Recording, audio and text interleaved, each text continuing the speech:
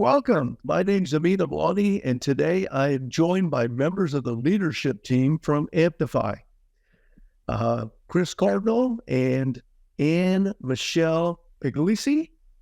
That's right.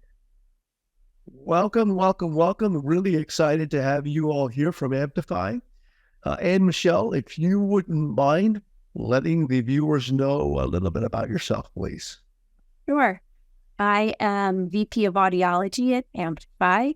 I come to the company with over 25 years of clinical practice experience in a hospital and a private practice setting, but really my passion throughout my career, originating from my time at Gallaudet for my master's, has always been aural rehab. And I've incorporated it into the positions that I have held through the years. So I'm just living my dream right now. Wonderful. Yes. A little bit about yourself, please. My name's Chris Cardinal, and I'm the president and chief executive officer of Amptify. My background really stems from using digital tools in order to drive engagement. I am a veteran from the digital health space, and I've been leveraging that to bring best practices in creation of digital and virtual tools into the hearing healthcare industry. Yeah, and what a better time than now to use those digital tools as we expand into these different generations that are more tech savvy, right? So before we dive into that and some of the new things that you all are doing, which is why we're here, would you both talk a little bit about who and what Amptify is for those viewers? I'll start it real quick here. Amptify is a spin-out of the a prestigious audiovisual and speech perception laboratory at Washington University School of Medicine, and founded by Professor Nancy Ty-Murray and Dr. Brent Spear. And really, when we started out as a company, we were focused on the development of auditory brain training video games. And that's still really a good piece of our core IP, and something that we are always focused on is creating a better experience for auditory training. We soon realized that it was essential for the auditory training to be successful that we build around those tools in a similar way that you would build a program around someone who was managing their diabetes. And so we took those best practices from those type of behavior change and chronic disease management tools and built that into what is a digital aural rehabilitation program, which most of the listeners here would be very familiar with the components of that. And I'll actually let Anne Michelle speak to that a little bit. And that's really what Amptify is best known for, is that digital aural rehabilitation program, also termed the Amptify DTX, or digital therapeutic. Anne Michelle, you want to talk a little bit about what that program is? Sure, that's right. So Amptify as a total program does take the auditory brain training games that were developed and incorporates a curriculum. We currently have our most popular curriculum is 12 weeks long, and it includes all the major topics that audiologists who might be listening would find familiar. There's much talk about communication strategies, of maximizing visual cues, of incorporating assistive devices into their use, whether they're using hearing aids, cochlear implants, or other devices. And so the curriculum is really a way to engage the members in like a proactive approach. We talk about assertiveness training, a proactive approach to improving the quality of their lives, their everyday lives, to support the games and, the reading of the curriculum. We have a coach that sort of guides them through the whole process. It helps them establish what their specific goals are, and then helps tailor the curriculum to their needs, really with, an emphasis on what audiologists would know as person-centered care. And then we have a group of members who go through the journey together intended for peer support. And we really look to the literature and what we know works about group AR in person, and we incorporate as much of that as possible into our digital offering. So it's really those 4 components: games, curriculum, coach, and group. Wow, that's wonderful. And just real quick for the audience, how does somebody subscribe to Amptify? Right. There are a couple different ways, and I think this is a very good segue.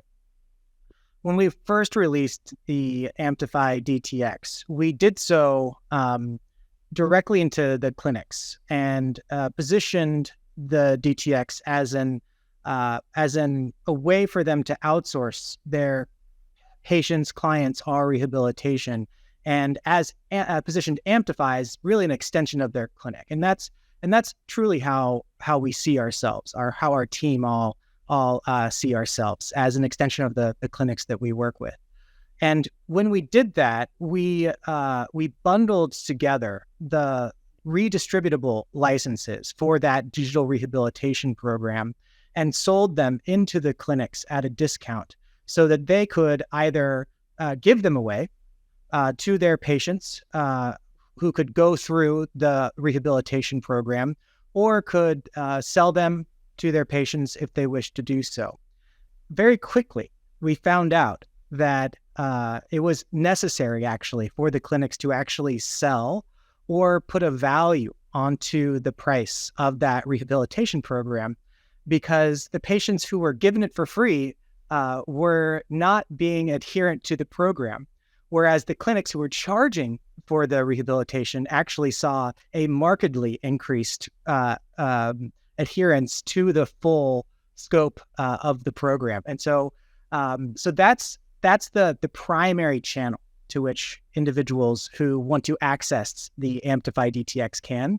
However, if they do want to get into the program themselves on their own accord, they can go to download the Amptify app on iOS or Android, or go to app.amptify.com, and they can sign up directly as a consumer if they wish to do so. Okay, wonderful. Yeah, people, we always go back to the literature, right? You have a stake in the game, and you're more likely to participate. When you don't have a stake in the game, it really doesn't matter. So that's a great point. The big announcement that you guys had last week is really intriguing to me, and I'm really excited to get into this conversation. What's this thing about a virtual clinic? Well, pretty quickly as well, when we started assigning these licenses out to the audiologists, we began getting pulled into developing a suite, ultimately, of virtual care solutions. As they were recommending and referring their patients into the digital AR program, the Amptify DTX, the providers were saying, we want to remotely monitor our patients, right? We want to be able to track their activity as they go through this program, track their adherence, track their speech and noise, because we are doing monthly speech and noise tests, monthly word discrimination tests, monthly quality of life tests.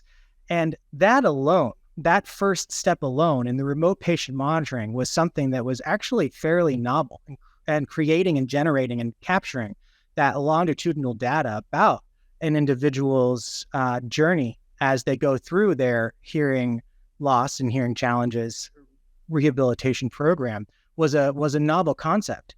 And then from there, it was really the next step was ultimately and closing the loop and creating a way to where those patients who were in their homes and those providers who are ultimately traditionally practicing in their clinics were wanting a way to be able to better connect with one another.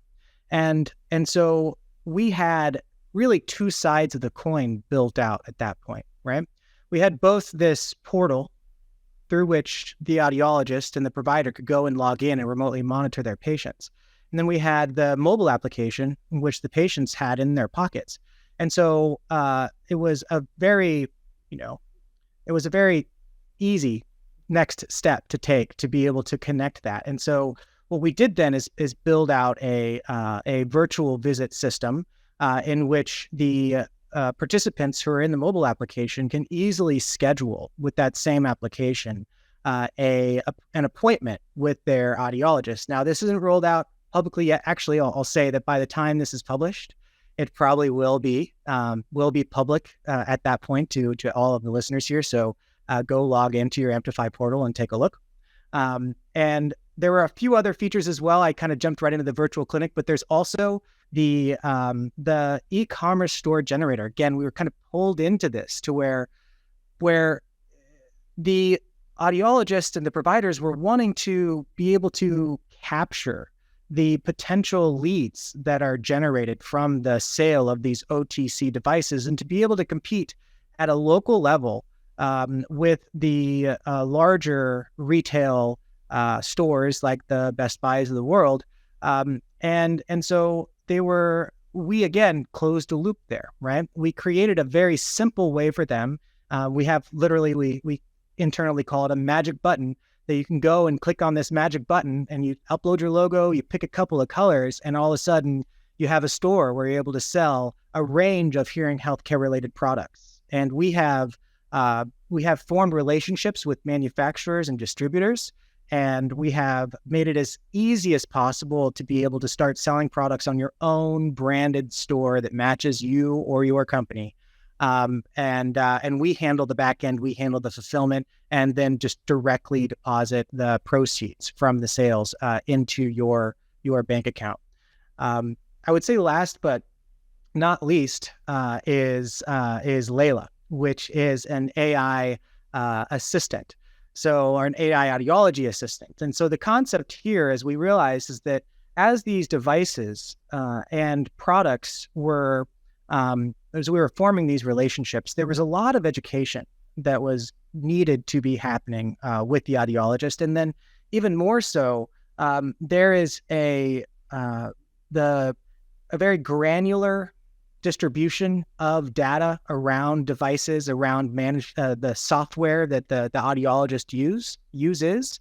And so we had thought kind of long and hard, we weren't necessarily pulled into this one, about how we could better improve the provider's experience with the actual care and seeking of information that they go through on a daily basis. And so that's where Layla comes in. And so we have basically created a database of provider-facing materials, and we are also internally working with Layla at this point and testing out Layla so that we can then roll it out to some of our clinics in the future. Now, this isn't something, we're taking this one slow. I'll put it that way. We don't want to release this too quickly because we want to make sure that there's no hallucinations, and we want to make sure that it's really not going to hamper the workflow of the audiologist. And so, again, I'll kind of fall back to Anne Michelle here. She can go into more details because she's been using this stuff as well. Yeah. So I think I want to preface my statement by saying the development of these new features it's really been a collaborative process between developers and digital people and professionals, clinicians who have been in the trenches. So with every feature that we see arises a need for, we discuss how to implement it, but then also what the day-to-day needs of clinicians will be. So for instance, with Layla, at one of the meetings, I was like, it's got to have repair forms and ear mold forms. Like, you have to be able to just very quickly and easily find whatever custom ear mold product any company could have, because that's what I know takes my time up when I'm in the clinic. We also looked at it from the perspective of what new patients need versus what existing patients need, and what clinicians need themselves to minister to those two separate groups. So, for instance, in the virtual visits component, we have created visit types that can be initial consultations for new patients who just happen to find the clinic on the website and decide they want to schedule an initial remote visit to talk about their hearing problem. And it's really organized by problem. So hearing, tinnitus, communication issues, that sort of thing. So initial consults there, but then also we created visits for existing members. Every audiologist has, desperate people about to go on vacation whose hearing aids just broke. And so to be able to just have that quick triage appointment available from right within the portal through the app or on the computer at app.amptify.com, it really is intended to make the clinic's processes run more smoothly and easily. So, and Michelle, just a point of clarification. Are we running diagnostics through this virtual? We are not, though we have big plans, but nothing immediate. We have one step at a time. Really, this is intended to sort of expand the reach of an initial consult with the intention of, because the people who the people who have those consultations, if they need inpatient care, will be directed to audiologists in their state, locally. So it's really almost like a stepping stone. Our press release had a really nifty image of how we envision the digital, the virtual, and the in-person care working together.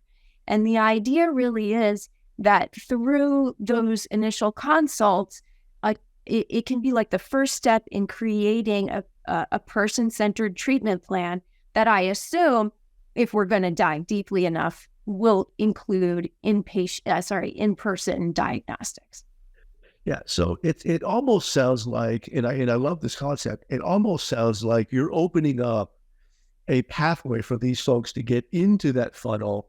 Exactly. And rather than them bouncing around and not knowing where to go and being lost, you are aiding them on this journey. And essentially, and it'll be interesting to see in time, or maybe you have this data, whether or not that treatment is now being shortened, because it's a lengthy period right now, right? Depending on who you read in the literature, anywhere from a few years up until a decade or so. Are we going to be able to shorten that, given that this pathway is now opening up for them? Right. And, and there's so much of, I feel like we're just in this state of evolution and it's speeding up so quickly. I think OTCs and the internet and the younger demographic, it's all leading to a different way of approaching access to hearing healthcare. And this is intended, to catch the person who, doesn't want to have to take time off from work and go sit in a waiting room and make it a big deal. Maybe they just want a quick 15, 20-minute consult to talk about the kinds of issues that they're experiencing to decide what the next step is. And that really does expand access. And, they are potential leads for the clinic as well. Right. I mean, we always try to keep in mind that the provider, the hearing healthcare professional, is really the lifeblood of the industry and the lifeblood of the care that is going to be received by those patients. And so nothing that we ever do is meant to replace or displace. It's we always approach it from the perspective of expanding care to make sure that those who need it are able to get it when and where they want it.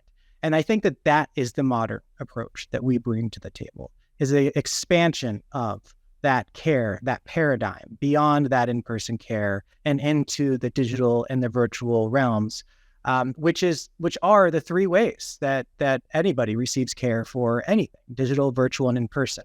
Right? I consider it, I'm sorry to jump in, but I consider it really like we are the facilitator so that audiologists and other hearing health professionals can do their thing. Yeah, no, I was actually going to use the word concierge. It almost sounds like you're taking these people, providing them with a white glove service to make sure they get where they need to go in the manner that they want to go in. And one of the things that I've been working on recently is the generational differences. And as an example, I've got a young son and I'm a young adult. He prefers, the telehealth visits, and I'm the opposite, being a little bit older. I want to go in and actually have a conversation with my provider. You're now able to streamline those visits based on that person's preference, given the tool that you've now created. Right. Yeah, that's really, really cool. And as I'm looking at some of these notes here, you have some strategic partnerships with some well-known entities in our space here. Can you talk a little bit about those partnerships? Yeah, I think that kind of back to the same theme that we're on. We really try to not pick winners and losers. We really try to not do much more than to facilitate, correct? And so in that same light, with this platform that we're building, we are creating a marketplace for both providers and patients to be able to find not only the service that they desire, but also the products that they desire. And so with these, with the partnerships that we formed, so it's currently with WS Audiology and through Sony, as well as with Soundwave Hearing and with Eargo, these partners currently, we do definitely have more in the works that will be coming. They're all, I would say, non-traditional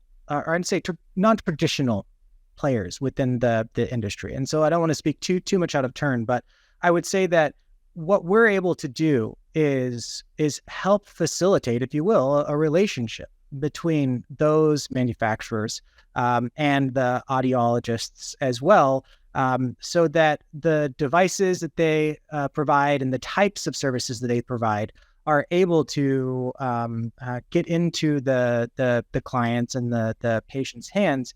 And that provider, once again, is not someone that is kept out of that loop. In fact, what we do is create a platform through which they're able to leverage those brands and leverage those partnerships in order to create stronger relationships with the patients and clients that they see. We also have some other partners that we actually cannot name that are able to supply us with some of the other products as well that are on the store. Again, kind of coming back to those existing patients versus potentially new patients. But the digital, we try to act as that digital infrastructure, right? That ties together all of these disparate players. And so in the future, and I could say this publicly, we have had some internal conversations about whether or not we want to strongly vet these products as they're going through and be a gatekeeper, if you will. And that's not our plan, right? Ultimately, at the end of the day, the provider who spins up those e-commerce stores for their clinic, they have the choice of whether or not to turn on or off those products that are there, but they're available to them if they want to participate and they want to sell those products, any of them at all. They also have the ability for some of them to be able to change pricing on those products as well. Now, naturally, there are some restrictions on that, but still we're just creating an environment to where there is a free-flowing marketplace, right? And we're using the technology and the platform that we're building in order to try to create liquidity within that marketplace, no matter who the players are. Yeah, really, really interesting. So if I were in a practice today and I was interested in this conversation here today, how do I get more information? How do I get onboarded? And how do I then become a provider using this virtual clinic that's soon to be available? I would say go to amptify.com. That's amptify.com and click on Get Started and choose I am a provider. And you can fill out the create an account form. And as soon as you do so, you will have a link there that basically allows you to schedule a time with one of our teammates who will work with you to get started with the Amptify virtual clinic and the solutions that we provide. Again, we see ourselves an extension of the clinic, and we do everything that we can to empower those providers that are leveraging the platform that we're building. And we're always trying to learn as well. Like, give us your feedback, be harsh.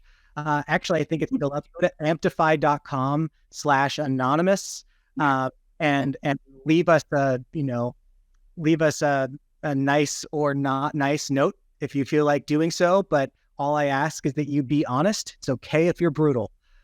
We appreciate that type of stuff because we ourselves are trying to grow, and we ourselves are trying to learn as we keep on building for the future.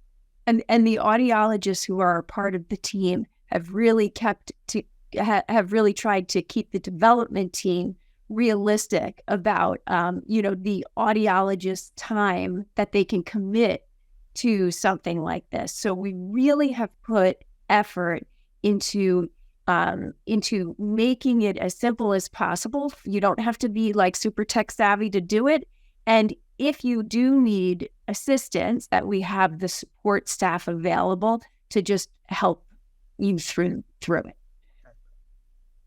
Yeah, so you've lessened the barriers to someone not adopting or not wanting to adopt or quitting, if you will, at the end of this thing. And I love that, because if you think about some of the tools that we've had in the profession, and some of them have been around for a while, the tools are phenomenal, but the onboarding and the education that goes with them sometimes becomes a barrier because the individual doesn't know when to use them, how to use them, and so forth and so on. And so they kind of fall by the wayside. So I really like what you guys have done here. We are doing our best to address those same issues, right? And that's the ever present hurdle is making sure that we can help those who are coming in to be successful. And the unfortunate part is that this isn't Netflix, right? They can't, providers can't come in and they can't sign up and press play. There is a little bit of spin up that needs to happen, and every clinic's slightly different. So there's not a step-by-step instruction book that we can send out either. And so we do our best to make it easy, but at the same time, we know that it's going to necessitate a human interaction. So we have humans around to help out, not just videos and not just booklets. Right. No, that's really cool. And last question that I have, being a little bit of a data nerd here, is I'm assuming on the back end that there's data being collected so that you can then use for future integrations and future build outs, but also in some ways maybe to look to see how the professional is behaving as it relates to a set of patients or patient characteristics, or however you guys are quantifying that. Am I correct in that? I can speak to the digital AR program. We are collecting data on adherence, and we are happy to report that we see we certainly see trends that beat out traditional auditory training percentages. For those people that actually get started, we have a certain percentage of people who never get started because of whatever reason, but who sign up and then just don't ever do it. But for those people that get started, we have upwards of between 50 and 70% adherence, at least partially completing a couple of hours or more of auditory training, and the majority of lessons. So I can speak to the auditory training and the digital aural rehab program as a whole, that we are collecting data, but I think Chris can speak otherwise. To your question, there is natural data that we are collecting that is necessary to collect in order for the system to operate, right? Sure. We are not collecting anything beyond that in order to run any type of experimentation at this point. However, it will not be difficult with the data that we are collecting in order for the operation of the system to be able to generate insights on how the system is being utilized. And for example, the number of visits per provider. We are collecting things like the number of referred patients to the acceptance rates, which has been very, very impressive. I think we're sitting at about 75%. So 75% of the participants who are referred into the AR program go into it. And then and we do work on that as well. And then I think that our adherence rate is sitting at about 66% still for participants that come to the program.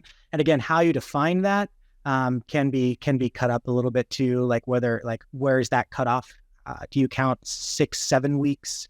Do you count them completing all the auditory training, but not completing the curriculum and not reading all the curriculum? Like, where is that actual number, right? But again, so 75% like who are referred come in, about 66% are adherent to it. And we think that that's really impressive. And I think that comes down to ultimately the fact that we are using a progressive application that is again on all devices, on all platforms that the patients and the clients are on, rather than having to people bend into what we would want to be most convenient. We are making it convenient for that end user so that they can live a more confident and happy life, which is ultimately our mission.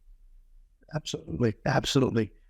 Is there anything else either of you would like to add? Because I don't have any more questions at this point. I don't believe so. Thank you very much, Amyn. Yes, thank you for having us. It's my pleasure. And we look forward to having you guys back on down the road. I think it was 2 years ago, Chris, that we had you and Nancy on, and you guys have moved this ball continually forward. And we look forward to having you guys on down the road, and we'll see where that ball continues to bounce. Thank you. Thank you.